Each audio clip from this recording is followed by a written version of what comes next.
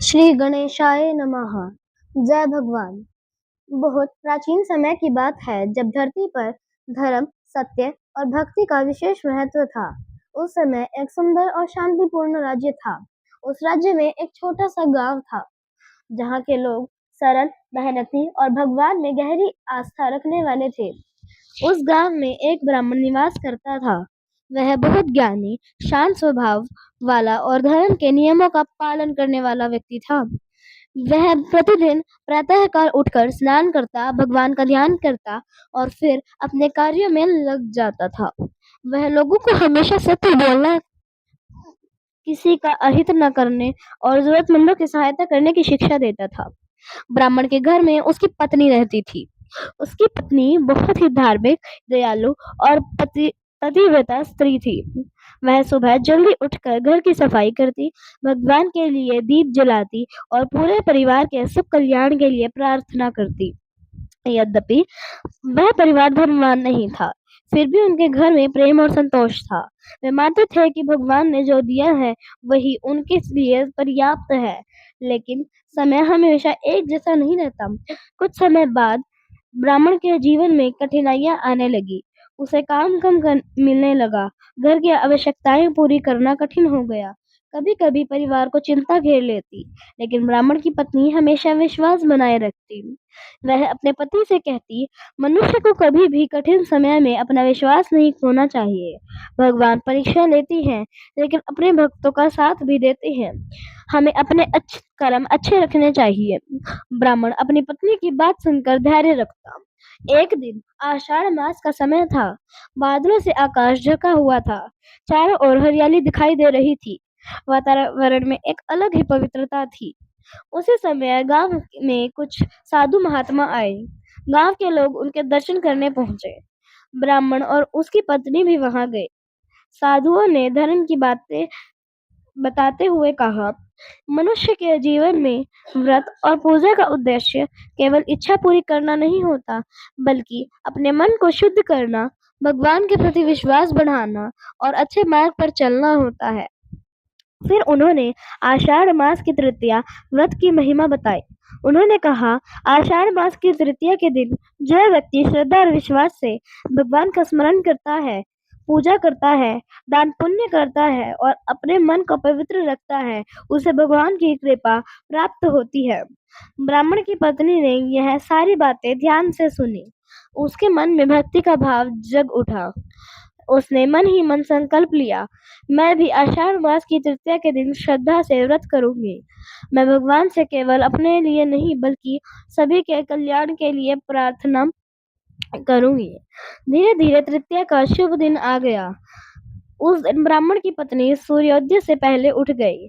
उसने घर की सफाई की, स्नान करके अच्छे वस्त्र धारण किए, पूजा स्थान को साफ किया और भगवान का ध्यान किया।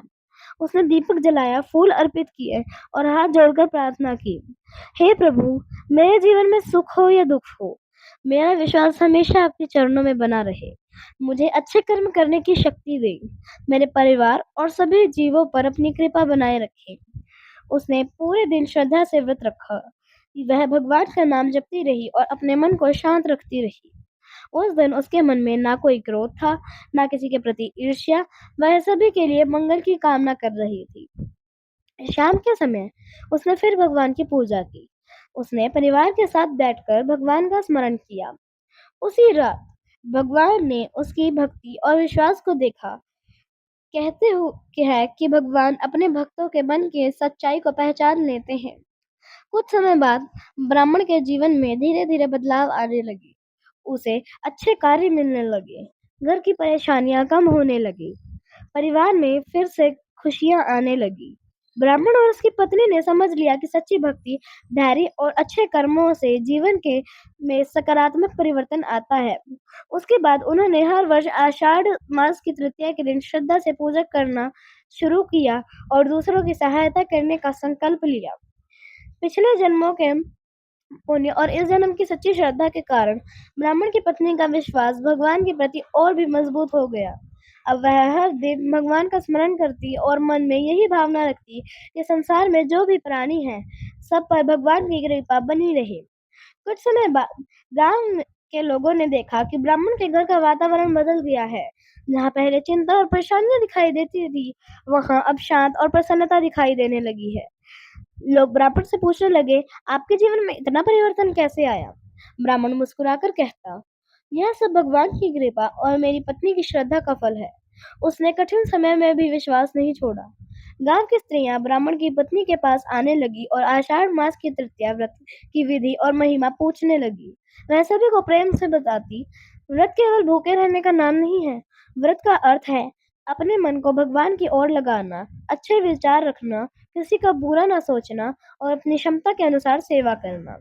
धीरे धीरे पूरे गांव में इस व्रत के प्रति श्रद्धा बढ़ने लगी। एक वर्ष फिर आषाढ़ मास आया। चारों ओर वर्षा की बूंदें गिर रही थी।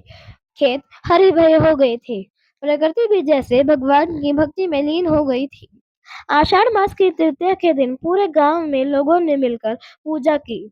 सभी ने भगवान का स्मरण किया और अपने परिवार तथा संसार के कल्याण की प्रार्थना की।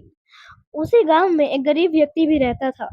वह बहुत दुखी था और सोचता था कि उसके जीवन में कभी सुख नहीं आएगा। उसने भी तृतीया की श्रद्धा से पूजा की और भगवान से प्रार्थना की।